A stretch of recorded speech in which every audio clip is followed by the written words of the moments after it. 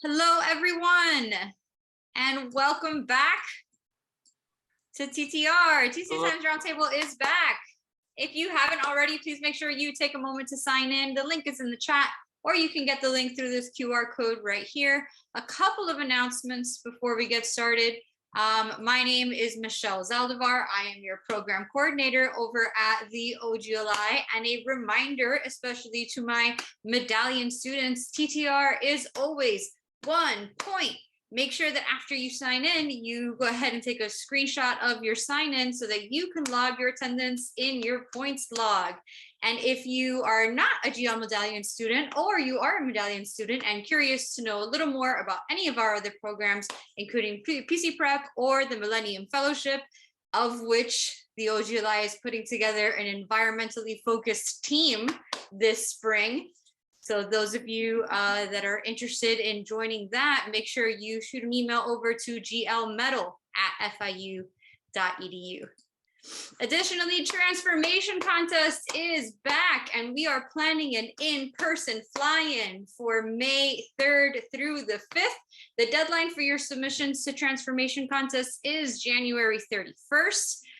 You're sharing some intercultural or international transformational experience through any medium that you feel comfortable with. It can be artistic, it can be informational. Submit your work, your original work about your lived experience at go.fiu.edu/GL contests.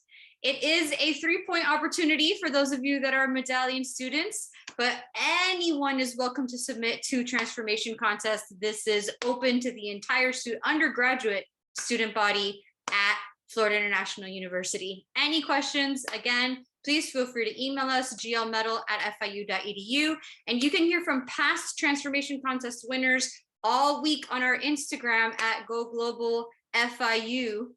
We'll be having some student takeovers this week and next week, and you'll hear from past winners.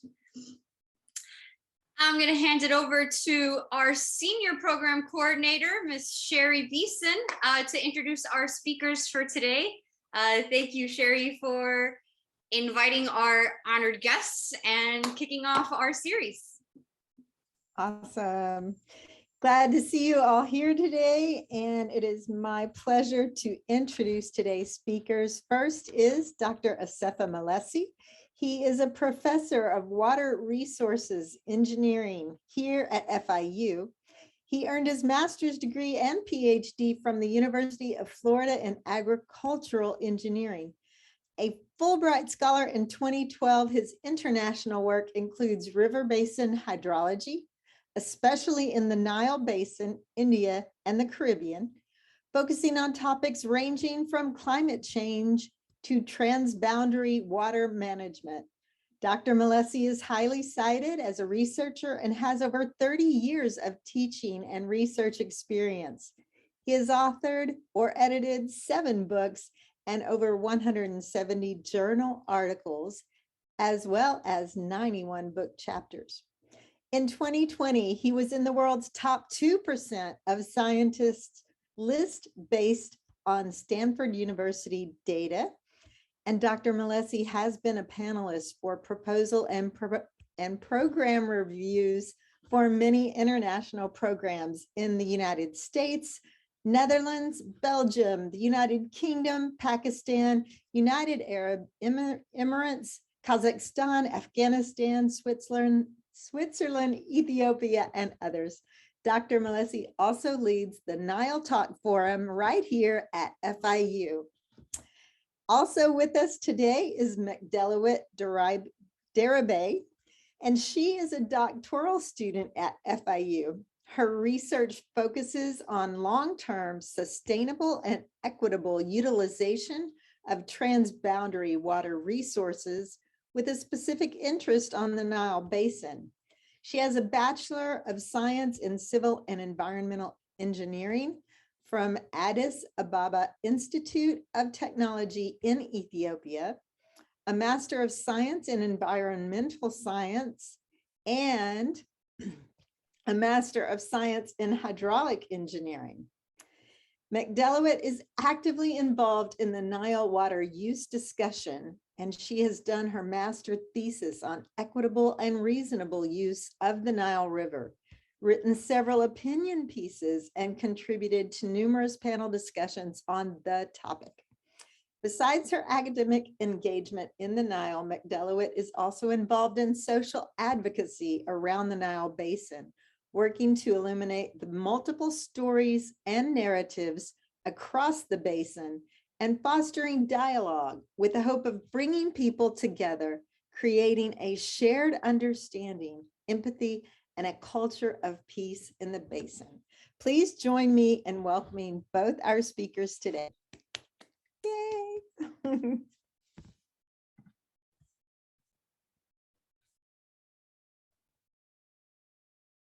All right, if you guys are ready, go ahead and start sharing your screen and take it away.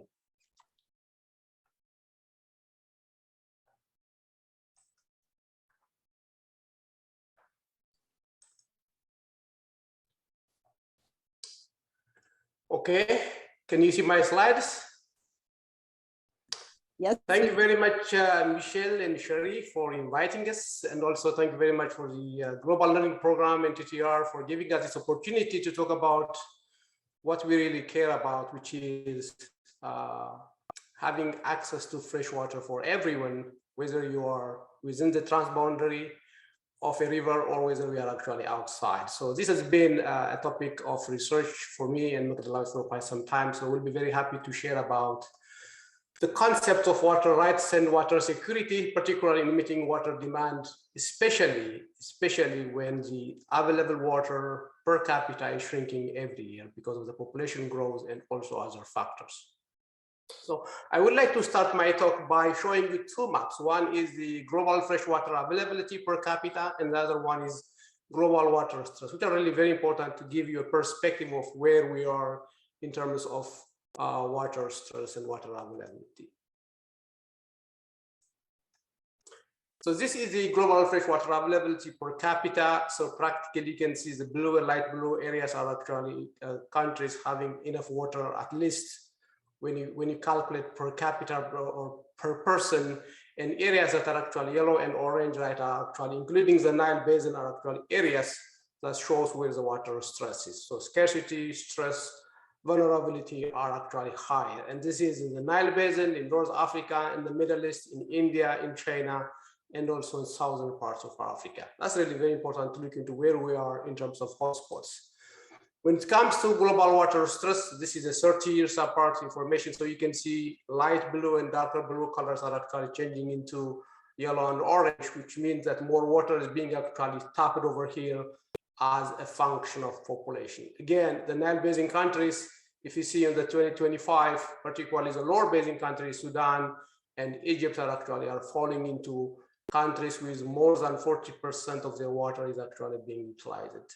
Other countries seems to be for various reasons, because water stress can be either for economic reasons or maybe for physical water stress, which means water is already tapped, or maybe there is no much resource in terms of tapping the available resources. So practically those countries are actually, particularly the lower basin countries, Sudan and Egypt, including also even Kenya and also some parts of the other basin countries, are falling under the more than 40% water being withdrawn.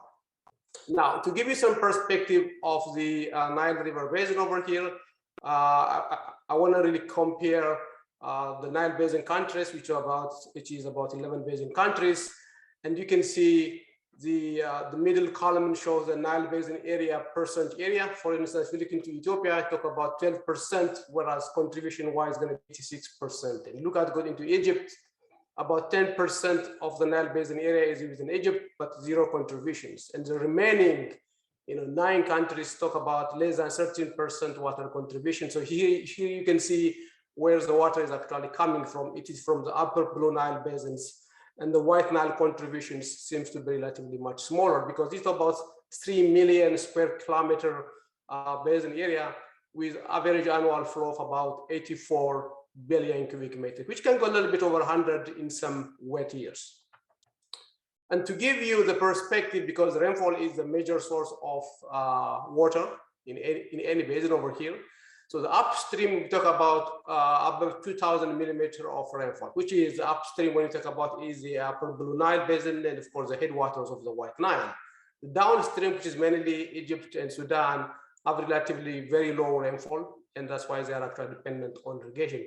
And another very important point over here when it comes to rainfall is highly correlated with the GDP of Ethiopia, Kenya, and so many basin countries in the Nile. So it actually tells you that rainfall is the major driver of the gross domestic product of these countries, because agriculture is the mainstay of the economy for most of these countries. Now, when it comes to flow, we talk about flows mainly coming from the Blue Nile and the White Nile.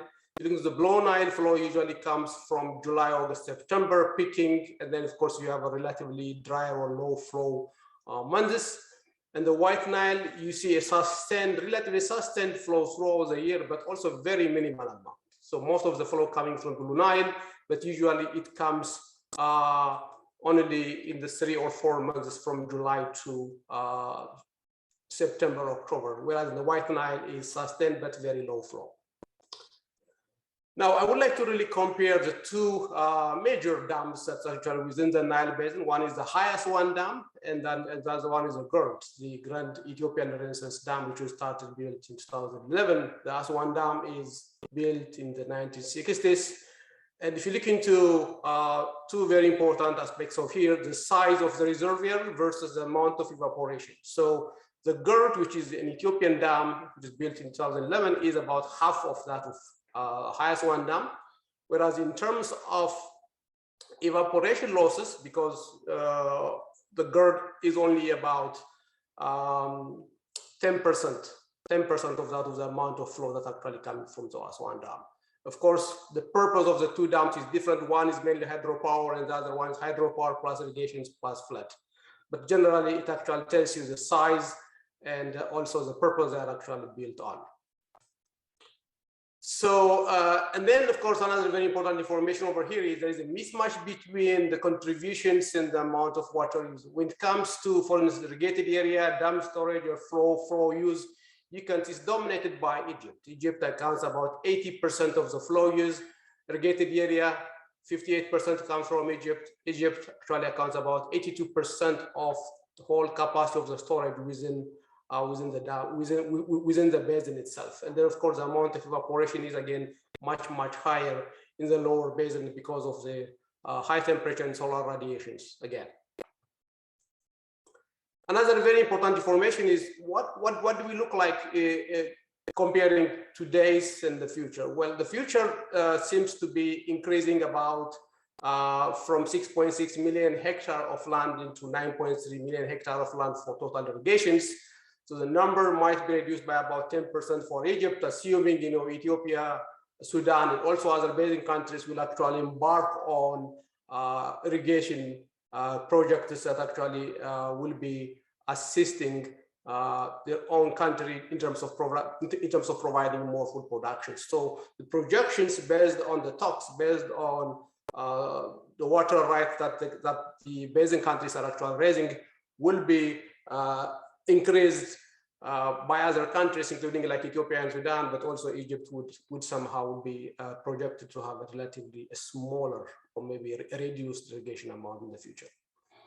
Now, what are the water security and development issues in Ethiopia? So the population currently is 115 million. So that will be doubled by 2050. That's really a very huge amount of population growth. It is the second populous country in Africa, next to followed by Egypt. And you can see over here in 2015, talk about 500 million, 2025 is 0.6 billion, and about will be about in 2050 about 1 billion. And that's really quite substantial population increase. In terms of poverty, 21% of the population is below poverty line. That's a big number compared to most countries. And other very important numbers when it comes to access to fundamental services, we talk about 55% has no electricity access. That's a big number by itself. That's why GERD is actually being built and implemented. 23% of the population has no clean water access, and 93% has no access to modern sanitation. This is really quite a long way to go. And if you look into the energy disparity between for instance, Egypt and also other countries. So you can see along the Nile Delta and along the Nile River, you can see how much electricity is being actually used, which is an indication of economic development and an indication of also the growth of the manufacturing and the production sector compared to the darker areas in Sudan and Egypt as well. Now, another developmental challenge for Ethiopia is Ethiopia has a high seasonal and spatial variability in terms of flow and rainfall. So you can see, except the central highlands, most of the areas actually tend to receive really quite a lower amount of rainfall. Even the highlands have a high variability of season and seasonality of flow. Another very important thing to indicate over here is the weak resilience of the climate shocks. So even though most climate models tend to actually show that we have more rainfall going to happen, but the uncertainty and the unpredictability of these flows and also the extremes, it means droughts and also floods, are also another very important. In Ethiopia as a country is relatively weaker in terms of actually addressing the climate shocks. And most rivers, except a couple of them, are transboundary. So you can see they start in central highlands and all of them point to Sudan, Egypt, Kenya, and Somalia. So practically, that's also another issue by itself. And high level of degradations, particularly the highlands, where the population is much, much higher. Agriculture is being implemented in a very traditional way. So the level of land degradation is quite a substantial amount. Now, there was a New York Times article that was actually released in November 5, 2020 by Declan Walsh, which says the seasonal rainfalls dispute over Nile Dam rushes towards a reckoning. And this was actually an indication of, the development of the GERD's completion and the start of the filling of GERD and what it takes, for instance, how the Egyptians looks into this and how Ethiopians looks into this. So in this article, you'd actually see a lot of interesting factors, the fear by Egypt and also the determinations by Ethiopia in terms of implementing GERD, which is actually assumed to be, or which is, of course, the non-consumptive use.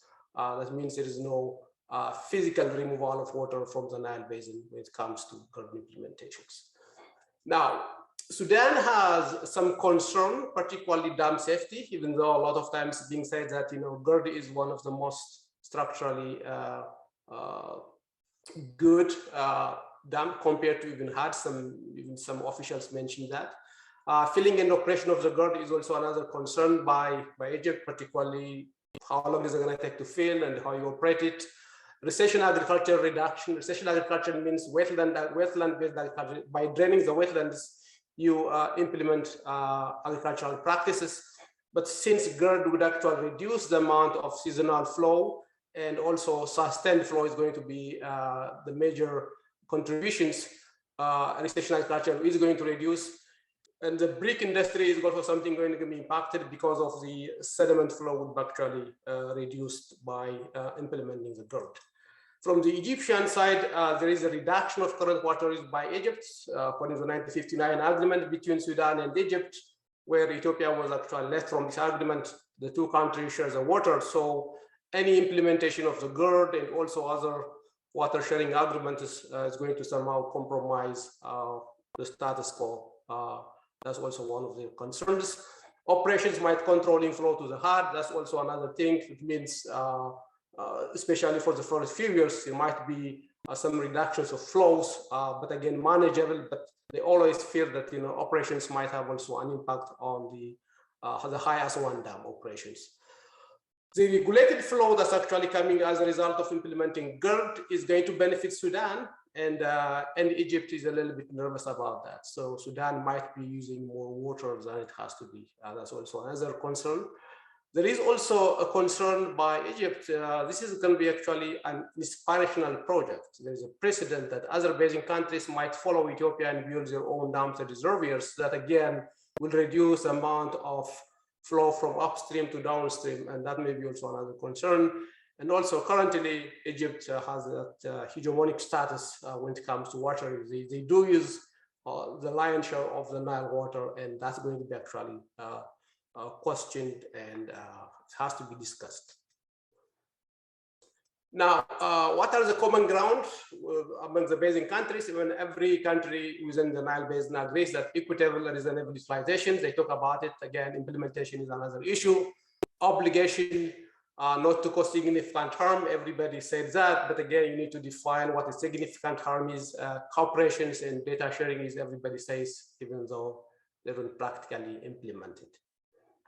Now, the sticking point and the key difference is actually is water right versus water security. Water right for the basin countries, water security, particularly when it comes to Egypt. So the current use and rights versus water security of prior countries is something that the country has to actually hash out this and, of course, reach into an agreement. Another key difference is guaranteeing a minimum flow or natural flow release from the GERD operation. This is a question mainly coming from Sudan and Egypt, but again, that implies into water sharing, and water sharing needs to be discussed among the basin countries.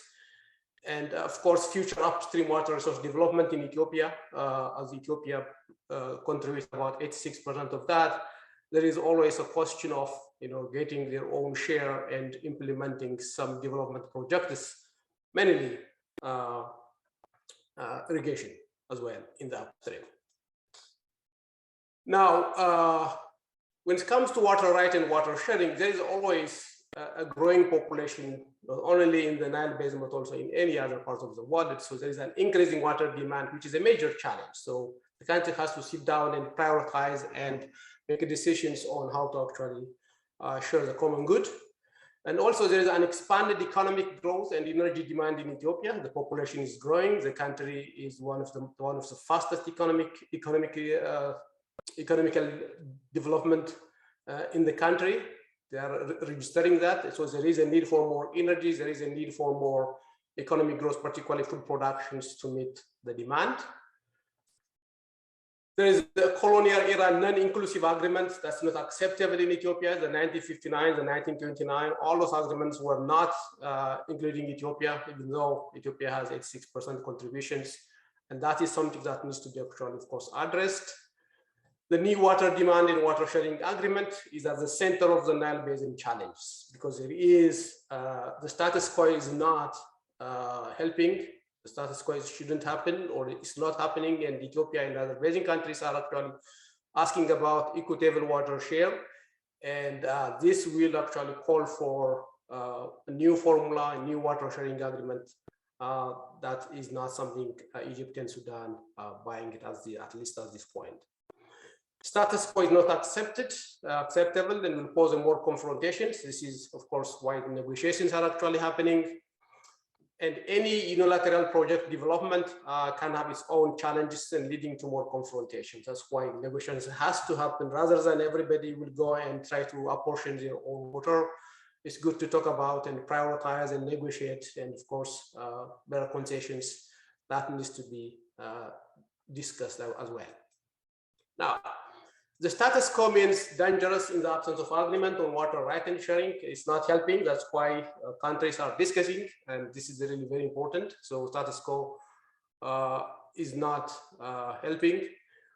Racing to apportion water unilaterally is actually what's happening that now. I mean, every country will actually somehow will work towards taking their own water share without discussing to each other. And again, that's not also a very good thing to happen.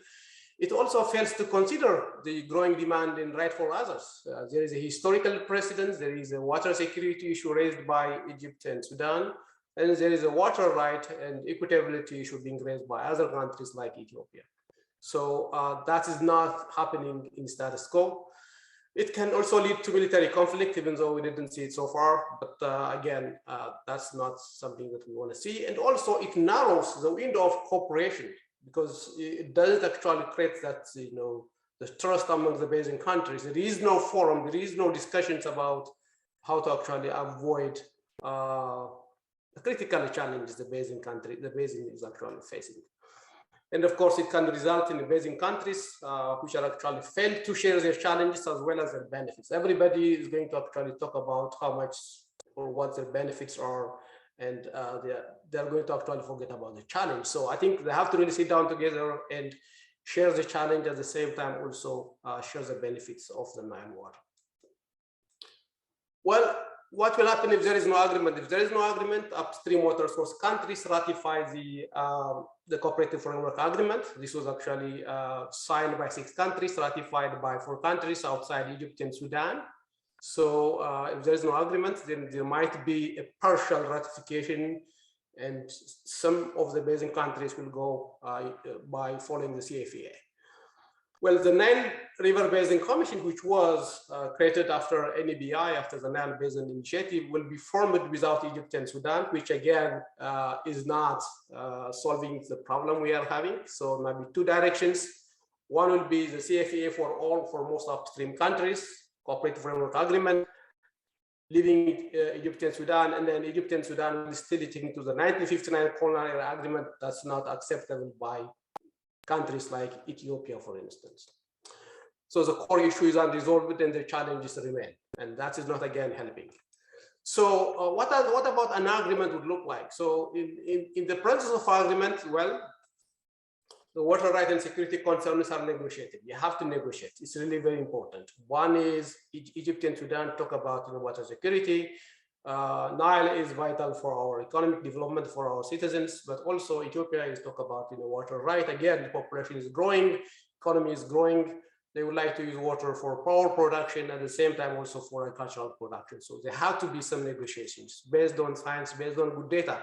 Compromises are accepted. Well, it is going to happen. We talk about we have one river that needs to be shared among the basin countries whose population is growing quite dramatically. And collaborations and trust is developed. This is what is not happening at this point, but if you really collaborate, if you have a trust of one another, then I think you can actually come up into a solution. Water allocation priorities are based on demand is considered. So again, this is a basin-wide, so each country has to actually bring their own water demand, and it has to be negotiated, and it has to be allocated based on priorities. Future new demand is negotiated, of course. There is more demand coming from the basin countries, including Ethiopia and also other basin countries, but they have to be negotiated and shared. Water conservation measures will be implemented. This is really important. Usually we talk about the water supply side, but I think we have to really somehow curtail the demand, or maybe address on the demand, the other side of the water budget. That means what other measures we can take in terms of reducing our water demand. How can we really improve irrigation water efficiency? How can we really add more source of water, for instance, groundwater or desalinizations? All of those things needs to be actually discussed. So augmentation of Nile water from other sources will be considered. This is really very important. Egypt and Sudan have access to coastal waters, and then of course, there'll be more supply sources. Now, concluding remarks, agreement is the only way out. And that needs to be actually, there has to be continuous discussions until an agreement is actually coming. Science-driven discussions for informal negotiation is critical. So currently, sometimes hydropolitics plays a big role in the basin countries. I think it has to be based on science and good data, and based on trust. More than that, of course. The way to agree, personally, has got its own challenges, because the more we wait, then the more demand is coming, the more concessions is coming. So I think the time is now. Let's not wait. Talk about, accept the challenges, and then go for it. 86-0, which means 86% contribution and 0 is not working, particularly in Ethiopia. So I think this is very important. This has to be addressed. And this is a legitimate question. It's a right question that needs to be addressed. New areas of water resource to augment the Nile water is essential. I think Egypt is now maybe trying to consider that. It's very important. There is a huge amount of groundwater reserve over there.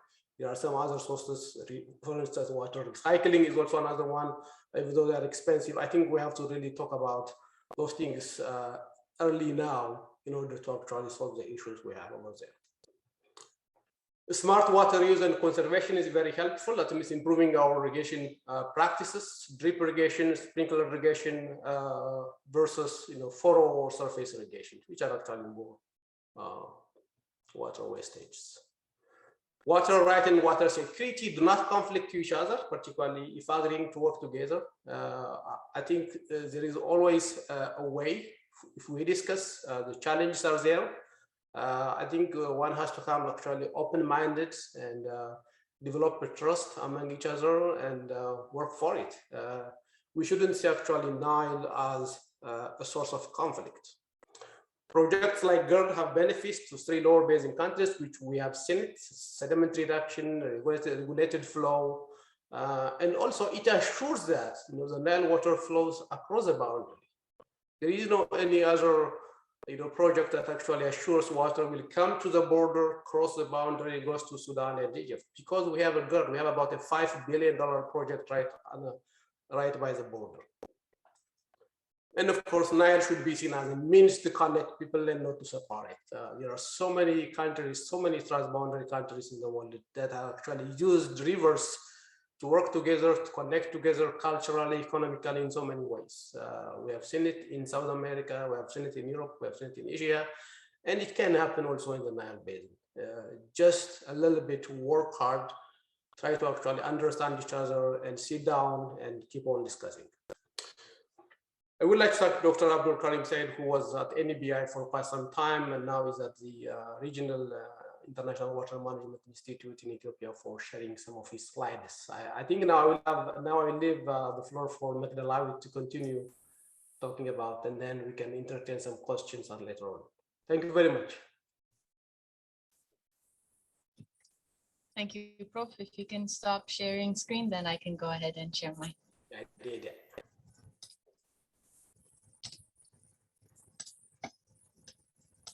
Okay. Can everybody see my screen?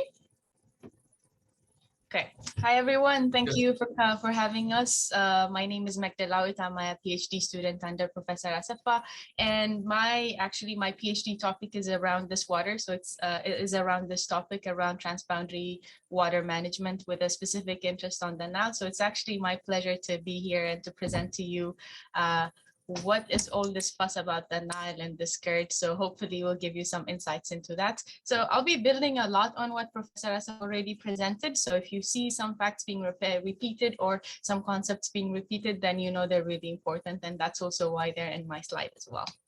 So as Professor Assefa mentioned, the Nile Basin is expected to be one of the most water scarce areas in the world by 2030.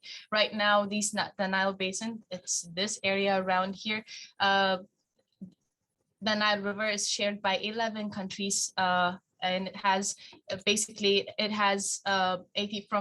anywhere from 84 to 100 billion cubic meters, but that amount of water is going to be nowhere near the expected demands of these countries. Population is increasing in all of these countries, and together with population increase, water demand is also going to increase in all of these countries. And so by 2030, this area is actually expected to be one of the most water scarce areas in the world, along with some other areas in the Middle East. Now, let's just look at the current state of events in the Nile Basin. So as Professor Assefa mentioned earlier, and also as you can see from this graph, population in all 11 countries in the Nile Basin is increasing. And so together with this, there's also going to be an increase in demand in the basin. So major water users in the basin and municipal water use currently, it's about around 4 billion cubic meters. By 2050, it's expected to be around 11. It's expected to consume around 11 billion cubic meters. Industrial water use, right now, it doesn't take so much, 1 billion cubic meters. That's expected to rise to 2.83 billion cubic meters. But by far, the largest water guzzler in the basin is irrigation water demand. And right now, it's about 82 billion cubic meters. And this amount is mostly used in 2 downstream countries of Egypt and Sudan. Now, watch the jump. The projected demand and irrigation water use is expected to be around 138 billion cubic meters. Looking at the breakdown in irrigation demand by country, you can see Egypt right now takes about 66.5 billion cubic meters of water just from irrigation, and they are highly dependent on the Nile. Ethiopia, not so much too, but you see Sudan, it's almost 14 billion cubic meters. Now, these countries are expected to increase their irrigation demand. Egypt, for example, they're expected to need around 80 billion cubic meters. That's almost as much as the the total flow of the Nile. Ethiopia is expected to need around 24 billion cubic meters of water just from irrigation, and Sudan around 26 billion cubic meters of waters. I bring these numbers not because the numbers are important and on their own, but to give you a perspective. So you see the total irrigation water required by all of these Nile Basin countries by 2050 is 138 billion cubic meters of water.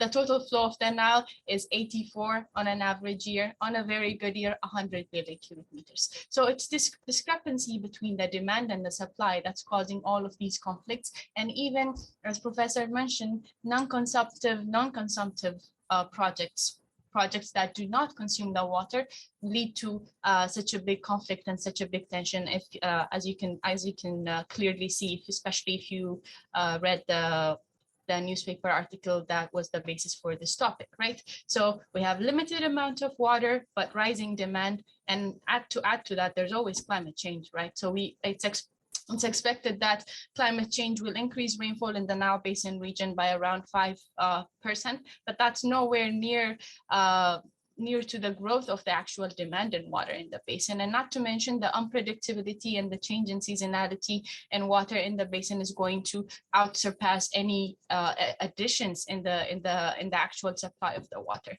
So we don't have enough water. The demand is increasing, but in terms of basic needs, we have a long way to go. When this basin is actually known for food insecurity, this is a data from the Global World Hunger Index, and many of the countries in the Nile Basin either have some kind of food insecurity, from serious to moderate food insecurity. So that means more irrigation, more food production is necessary. Looking at energy security, with the stark exception of Egypt, as you can see, almost 100% access to electricity there is in Egypt, but all the other countries are nowhere close to securing energy demand for all of their citizens, right? So that means increased hydropower, increased other kinds of energy production mechanisms are necessary.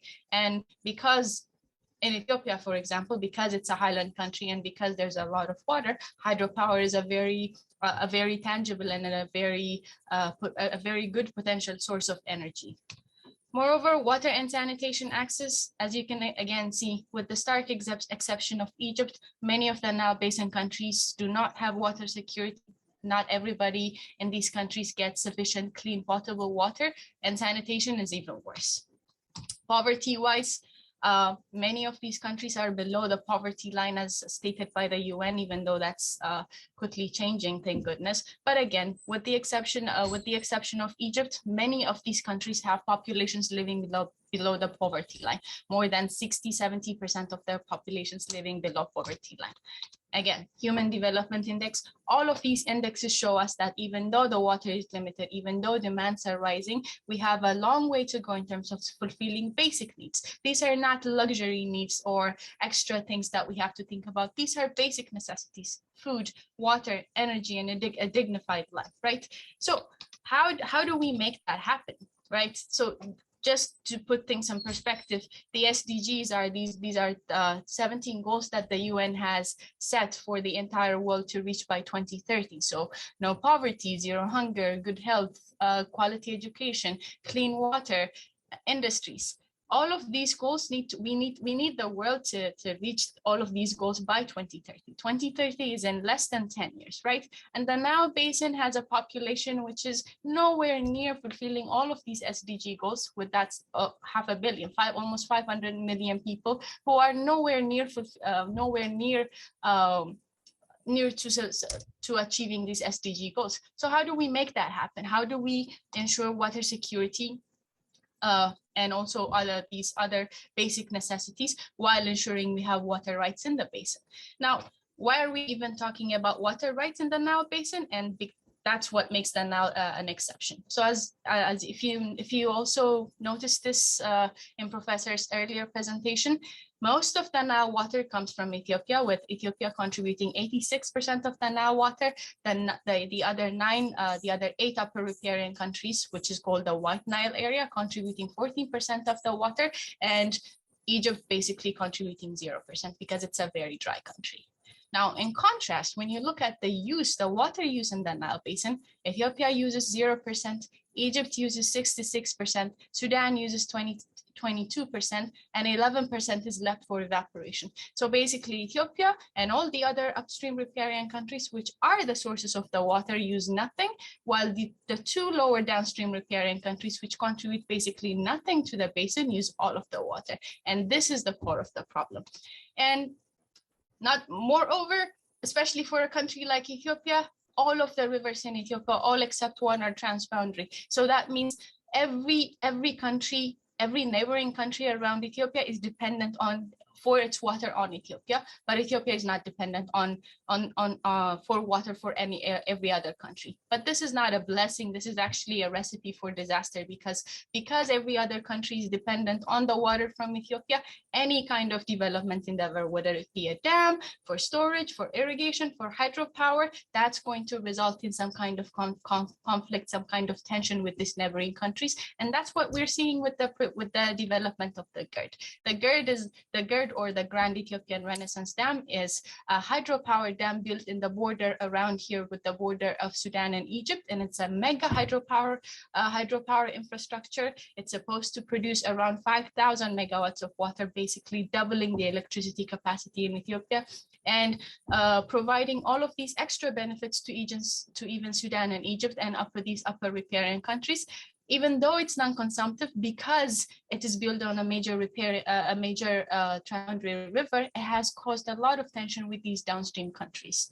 Now, considering, moreover, in addition to this, many of the rivers in Ethiopia are very seasonal, which necessitates the building of dams, right? So even if Ethiopia is a water-rich country, the water only comes in 3 or 4 months, right? So in order to store that water and use it sustainably for the whole year, infrastructures are necessary, building dams become necessary. But then that triggers fear and this insecurity in these other countries. And so that's the whole story in the Nile Basin. So how can we utilize this water to ensure basic necessities, while also making sure that peace is ensured, and the water can be used to we can maximize the benefit of the water as much as we can, right? The problem to not do that is the injustice in the Nile. The earlier what you heard Professor saying as status quo, this idea that allows 2 downstream countries with 0 contribution to the water to use all of the water is codified by colonial era laws. So the masters of the Nile back then during the colonial era times were the British, the France, and Italy, right? So these 3 colonial powers, starting from 1891, codified, ensured that all the flow of the Nile ensured that all the flow of the Nile reached downstream Egypt, because the UK had huge cotton plantations in Egypt, and so to protect their own investments, they ensured by treaties, by very skewed bilateral treaties, sometimes between colonial powers, sometimes between colonial powers and Egypt, and sometimes between Egypt and Sudan, that is completely disregarding the other 9 riparian countries, which happen to be the source of the water. So that injustice, especially the 1959 agreement that was signed between Egypt and Sudan, that is the agreement that assigns 66% of the water for Egypt, 22% for Sudan, and 11% for evaporation, basically leaving not even 1 drop for the other riparian countries, right?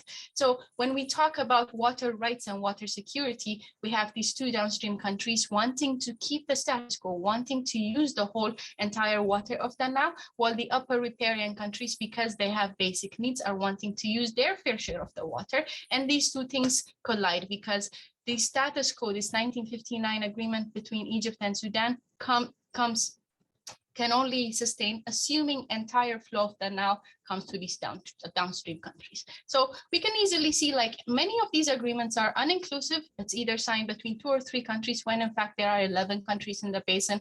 They are unfair, they are inequitable, right? Because they don't give equitable shares to all the countries in the basin. Sometimes they infringe on national sovereignty, because some of these laws allow Egyptians and in Sudan to veto projects in other countries, like how they're trying to do now. So it gives Egypt and Sudan the right to say, no, you can't build this project because it affects us, right?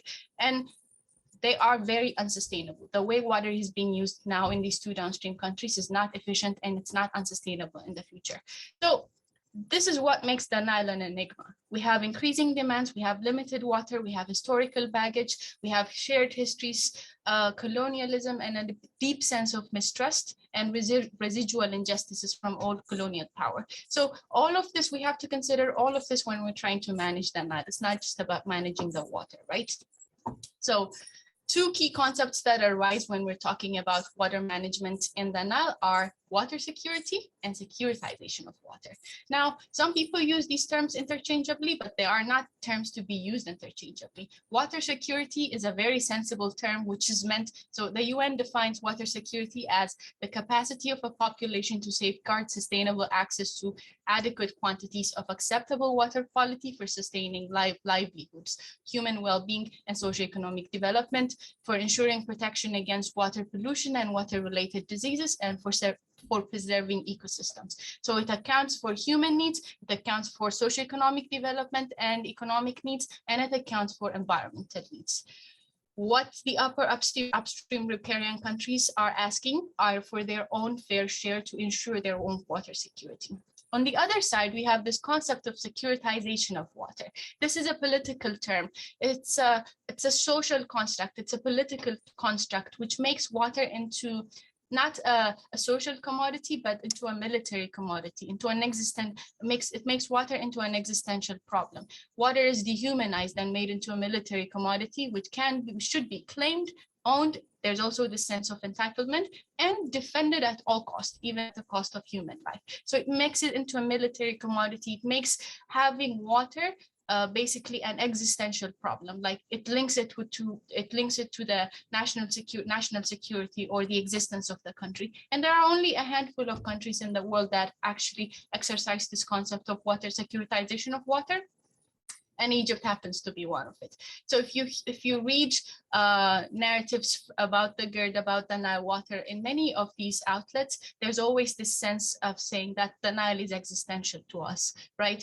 But fact of the matter is, as you saw earlier in my graphs, the Nile is actually existential to all the countries in the basin, because the water, utilization of that water is what's necessary to ensure those basic needs, right? So it's and this clash between water security and securitization of water is actually why the Cooperative Framework Agreement, which was an agreement that was negotiated by all the Nile Basin countries for 10 years, was actually not ratified by Sudan and Egypt, because they wanted a security, a clause that ensures that the perceived water rights, which are based on these colonial era agreements, to be preserved in that agreement, which was obviously a no-go for the upper riparian countries. So there have been some efforts as to how to manage this discrepancy, right? So some people mentioned water reallocation, and this is actually a study that me and Professor did earlier before I started my PhD. And reallocation of water, if we reallocated the water, if we redivided the water in the Nile Basin, the research shows that Sudan and Egypt, especially Egypt, will not be getting the amount it is used to getting now, right? But we also showed earlier that Egypt is going to need more water, just as the other Nile Basin countries are going to need more water. Current dominant water users will always get lower shares under equitable shares, because right now they're using the entire water. So when you equitably distribute the water between the 9 countries, it's not going to cut it, especially for Sudan and Egypt. So the main point of that study, our study of reallocation of water, is it is essential to accept that all countries have equitable shares of the Nile, but that's not an end in its own. The reallocation of water is not an end in its own, because physically partitioning the water between the countries will not be able to ensure water security and other basic necessities in the Nile Basin. So we need to go beyond water allocation and to accommodate the needs, the growing needs in all of these basins. So my hypothesis and our working principle for the PhD is that we need a basin-wide thinking, right? So considering the basin as a whole and capitalizing on the resources of the basin to ensure food security, water security, energy security, and environmental conservation for everyone. So for this, we have a bunch of recommendations such as physical water trade, virtual water trade, increasing water use efficiency in irrigation, having water smart investments, capitalizing on location efficiency, like we don't need to grow oranges in the desert. We don't need to have a hydropower plant where it's not exactly efficient to have a hydropower plant, but we can capitalize on location efficiency. In the Nile Basin, there's 50 million hectares of fertile land where food, which is more than enough where the Nile Basin can be grown. Ethiopia alone has 45,000 megawatts of hydropower potential, which can light up the Nile Basin and even more. So there are opportunities to capitalize on if we work as a basin, right? Regional integration is very necessary, synchronized planning and cooperation, benefit sharing and co-owned infrastructures where we can see, we have also seen such instances working very successfully in the Senegal River Basin and also in South America, and also exploring alternative water resources, desalination, rainwater harvesting, wastewater treatment, many other source of alternative water, groundwater. So we need to incorporate other sources of water into the equation as well, and not just have our eyes on the Nile. And of course, finally, environmental conservation and creating water conscious citizens. This is very necessary. But in order to do all of these things, we need a very, very, very big paradigm shift. So there needs to be a big shift in mindset from this idea of securitization of water to equitable use, right? To understanding that it's the water of the Nile that belongs to not just Egypt and Sudan, but to all Nile Basin riparian countries. There needs to be an acknowledgement of the rights of these, the rights and the fair share of these upper riparian countries, and also acknowledgement of the past injustices. There needs to be goodwill, especially on the side of Sudan and Egypt, and empathy and understanding of how people live up there. And this really needs to be rooted in a firm understanding of equitable and reasonable share, right? International law, this clearly says it, like each and every basin country, just by virtue of it being a basin state, has a fair share from the Nile. That's clear. So we need to go beyond this idea of entitlement, and we need to think about how we can make this happen. And there's a very good framework that I like. It's an international negotiations principle. It's called the Four Worlds framework. And this was developed by Professor Aaron Wolf from Oregon State University. And it talks about how we can't just manage the physical water, like how we're doing now, but we also need to manage the mental water, the efficiency, best use management, how we optimize, but also the emotional water, how people relate to the water, the questions of sovereignty, entitlement, history, culture, and also spiritual aspect of it, harmony, how the Nile is perceived as a religious entity in many of these countries. There is the sense of oneness because this Nile River connects many of these countries along the basin. Even the motto of the Nile Basin Initiative is one river, one basin, one people, right? So we have to manage all of these elements of the water. We have to manage the emotions, the sense of injustice, the sense of entitlement in the basin, along with the physical water and the mental water, along with managing the physical water and trying to ensure we have maximum efficiency and best use of the water. And a very, very brilliant example of this is what they did in the Jordan Basin when Israel and Palestine were negotiating. They sort of have the same kind of thing happening back there. Israel wanted to maximize water use efficiency because their water scarce. Palestine wanted first an acknowledgement of they're entitled to the water and that they had a fair share of the water, right? So during the negotiation, what they came up with was that a new word, they call it rightful allocation. Israel was very intent on allocation. Palestine was very intent on having their rights acknowledged, right? So as part of the negotiation, they came up with this new word, rightful allocation, which actually ticks off the emotional element for Palestine and also ticks off the physical and mental management aspect of water for Israel. And they actually have a working framework right now. So this tells us that management of water, especially in a basin which has so much history, so much baggage, and so much trauma, such as the Nile Basin, cannot be just about managing the physical water, but there needs to be an acknowledgement of past injustices. There needs to be an acknowledgement of the equitable rights of not just one, not two, but all 11 basin countries in the basin. Thank you very much. That's my bits. We will be open to any questions if you have them.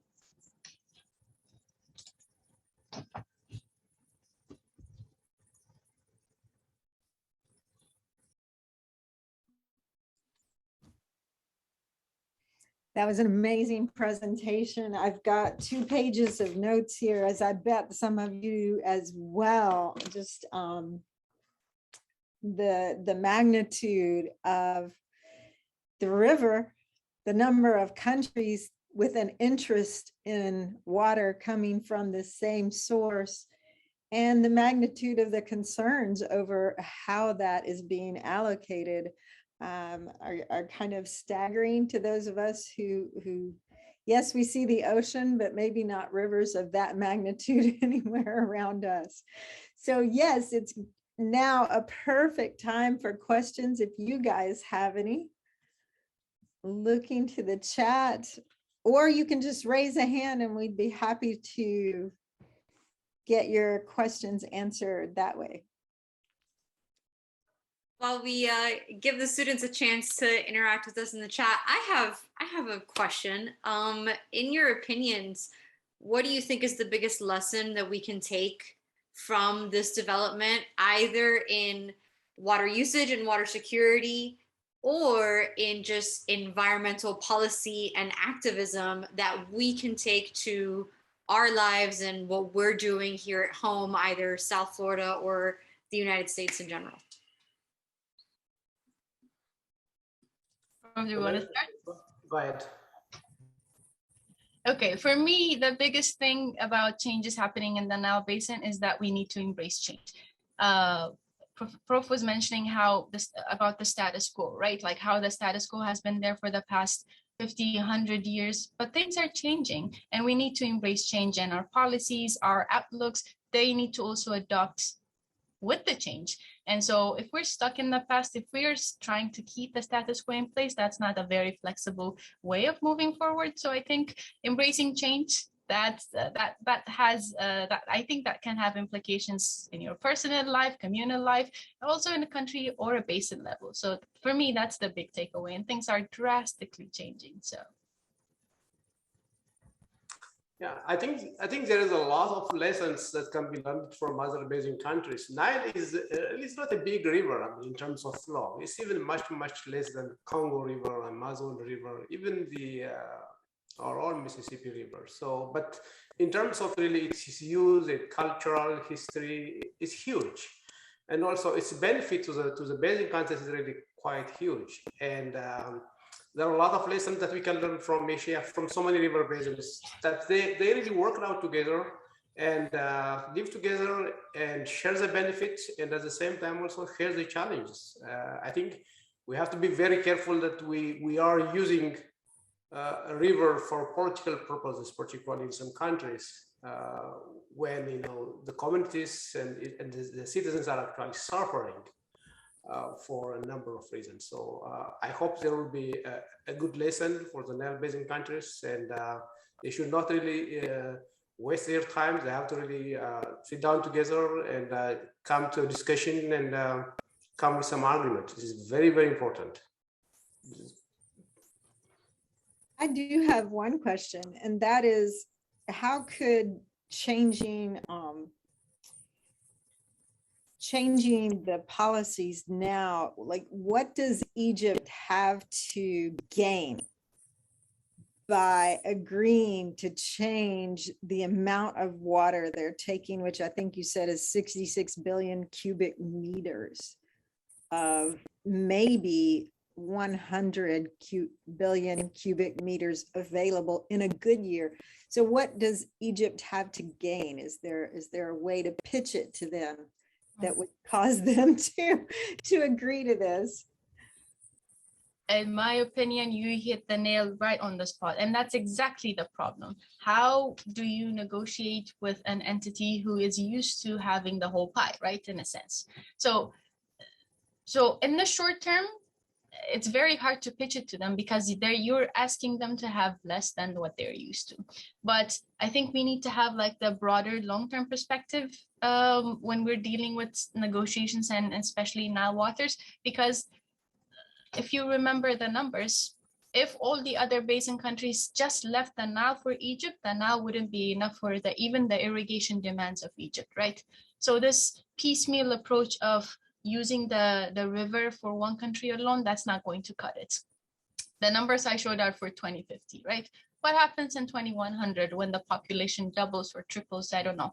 And the Nile is not going to be enough even for Egypt, right?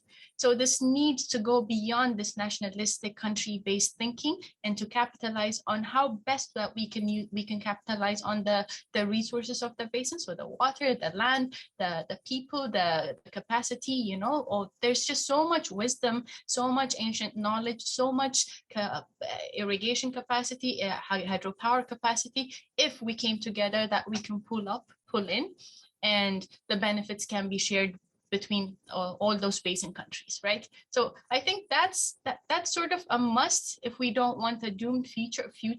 But again, that needs a very big perspective shift, especially on the side of Sudan and Egypt, because right now, like you said, they don't have nothing to lose. At least in the short term, they don't really have anything to lose, that's exactly what's prompting unilateral action from upstream countries. Negotiation has been tried for many, many years. Since the 1900s, right? These countries have been trying to negotiate to a bigger or smaller extent. They've been trying to say we need this water but because of civil wars, economic capacity of these upper riparian countries, they haven't been able to use it. But when pressure from population increases, right? When the demand for water increases in this country, like it is increasing in Ethiopia, energy demand in Ethiopia grows 19% every year, and we don't even have energy security right now, right? So when the pressure comes, every country in the basin, just like Ethiopia, is being pushed to develop its resources. Just like Ethiopia is developing resources, other countries in the basin are also going to develop their part of their resources, right? And that's going to benefit these upper riparian countries, but that's going to bring a lot of harm to these downstream countries, which are utterly dependent on the Nile. So the willingness to cooperate should actually be on the side of Egypt and Sudan, because the future is not favorable to them, right? Yeah, I agree with Mekdelawit. I think what Egypt and Sudan should start is by acknowledging that there is a right for basin countries for an equitable share of their water. You have to start with that. If you don't start over there, then there is a problem. And that's what's really happening. So there is a mistrust between the negotiation parties. And the problem is the fundamental question of access to fresh water, the right for equitable utilization of your own water, which you contribute 6%. Unless you start from there, then there is an issue. So I think that's where the issue is. And the other point is, Egypt built this huge dam, the highest one dam in the 60s. And that is a reference point for them. Unless we fill this dam, then we are not secured. Well, that's questionable.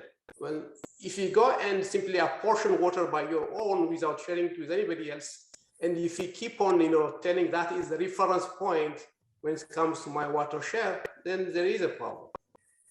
And that's not going to happen in the future. It's going to change. So I think before every country goes their own way of, apportioning and developing their water resources, it's better for Egypt and Sudan, for every basin country, to sit down together and prioritize and discuss the issue. GERD by itself is an assurance for Egypt and Sudan that the water flow across the boundaries. There is no any assurance other than GERD. If Ethiopia built GERD in the upstream, there was no guarantee for the Nile water to flow with its current flow rate across the boundary, because water might be apportioned upstream.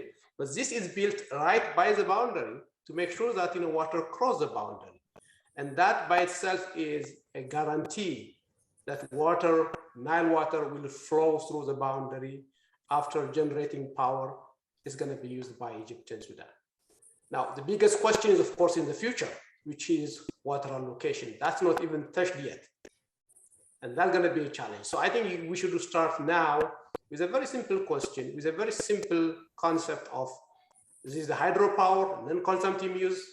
You get water, you retain it for a certain time, you generate power, then it keeps on going. And the biggest questions will be in the future as Ethiopia and other countries develop their own water for irrigation and other consumptive uses. Well, Again, this has been very enlightening for those of us who didn't know a lot about it, which is one of the comments, and many, many thanks have already been posted in the chat. We would like to thank you for sharing this complex global learning problem with us. And again, if there's a way we can get involved, other than being open-minded to change, which is one of the things that Mekdelawit shared, let us know, because I know there are those of us who would love to get involved. So thank you all for being here today. Michelle, anything more we need to say? I don't think so. Thank you so much. This was absolutely fabulous. Again, if there are any resources or any links or any local action items that we can share with the community, I'll post those to the YouTube when this video gets uploaded there in about a week. If you wanted to go back and revisit any of this, it'll be on our Go Global FIU YouTube site, which you can find at the same link if you go to go.fiu.edu/TTR. All of those resources are gathered right there on our website. So once again, thank you so much. And I hope you all have an absolutely wonderful day. Thank you very much for having us. Thank you very much, everybody. Thank you. We have two links that I can send to you, Michelle and Sherry, which is about, one is the Nile Talk Forum link, and the other one is the Nile and GERD Conference link, the international conference, which was organized by FIU. I'll send you those links. Maybe you can post them for your students. Absolutely. Okay. Thank you very much, everybody. Thank you. Thank you so much. Again, a reminder to the students, if you're here for GL points, make sure to sign in and screenshot your sign in so that you can use that on your points log when that gets submitted. And if you have any questions or want to follow up about any of the global learning initiatives student programs, make sure to email glmedal@fiu.edu. Otherwise, absolutely fabulous to see you all. It's been a great session, and we'll see you next week.